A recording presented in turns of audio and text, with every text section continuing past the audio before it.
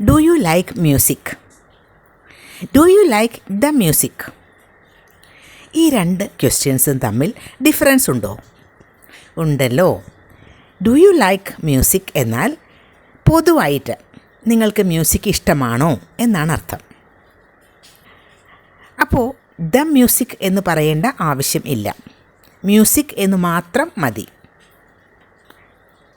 Generally, പൊതുവേ എന്ന അർത്ഥത്തിൽ പറയുമ്പോൾ ദ എന്ന് ആവശ്യമില്ല. അപ്പോൾ do you like the music എന്ന് പറഞ്ഞാൽ എന്താ? അതും സെൻറ്റൻസ് കറക്റ്റ് തന്നെയാണ്. പക്ഷേ ഒരു പെർട്ടിക്കുലർ മ്യൂസിക്കിനെ പറ്റിയാണ് നമ്മൾ ചോദിക്കുന്നത്.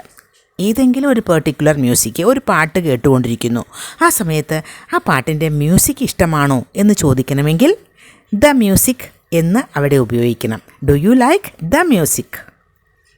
അതുപോലെ തന്നെയാണ് do you like coffee? Do you like the coffee? Do you like tea? Do you like the tea? ഒരു കോഫി കുടിച്ചുകൊണ്ടിരിക്കുന്ന ഒരാളോട് do you like the coffee എന്ന് ചോദിക്കണം.